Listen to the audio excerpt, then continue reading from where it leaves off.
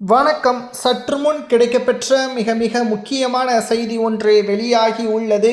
உதயநிதியை கைது செய்வதற்கு டெல்லியிலிருந்து வரவழைக்கப்பட்ட டெல்லி போலீஸ் சமூக வலைதளங்களில் வைரலாக பரவி வருகிறது. 2026 சட்டசபை தேர்தல் இன்னும் குறுகிய காலத்தில் நடைபெறக்கூடிய நிலையில் உதயநிதியின் மீது பல்வேறு புகார்கள் தொடர்ச்சியாக முன்வந்துள்ளது. கடந்த 15 மாதங்களுக்கு முன்பாக உதயநிதியின் நண்பர் குஜராத்தில் கைது செய்யப்பட்டார். ஜாபர் சாதிக்.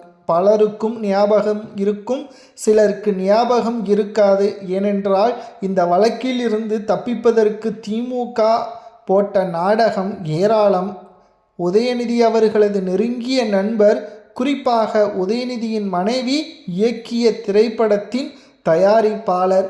பல கோடிகள் உதயநிதியின் மனைவிற்கு சம்பளமாக வழங்கப்பட்டது. இங்குதான் மிகப்பெரிய ஒரு சிக்கல் உதயநிதிக்கு ஏற்பட்டுள்ளது. முதல் படத்தில் எப்படி இத்தனை கோடி ரூபாய் சம்பளம் கொடுக்க முடியும்? படமும் அந்த அளவிற்கு வெற்றியடையவில்லை, வசூலும் வரவில்லை. தயாரிப்பாளர் அந்த படத்தின் இயக்குனருக்கு பணத்தை வழங்கியது நேரடியாக கிடையாது.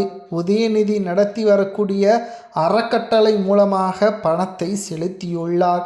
இதனால் இன்கம் டேக்ஸில் இருந்து தப்பிக்கலாம் என்ற ஒரு யுக்தியே உதயநிதி மற்றும் அவரது மனைவிகள் பயன்படுத்தியதாக குற்றச்சாட்டுகளும் எழுந்துள்ளது.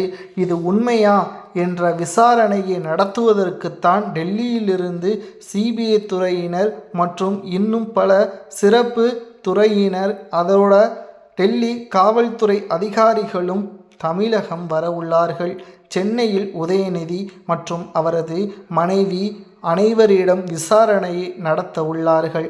இந்த விசாரணையில் ஒட்டுமொத்த திமுகவிற்கும் பேரதிர்ச்சியாக இதில் பல்வேறு தரப்பினர்களும் சிக்குவார்கள்.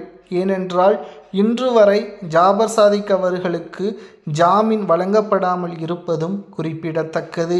எப்படியாவது ஜாமீனை பெற்றுவிடலாம் என்று சொத்துக்களை விற்றும் கூட முயற்சிகளை எடுத்து வருகிறார்கள்.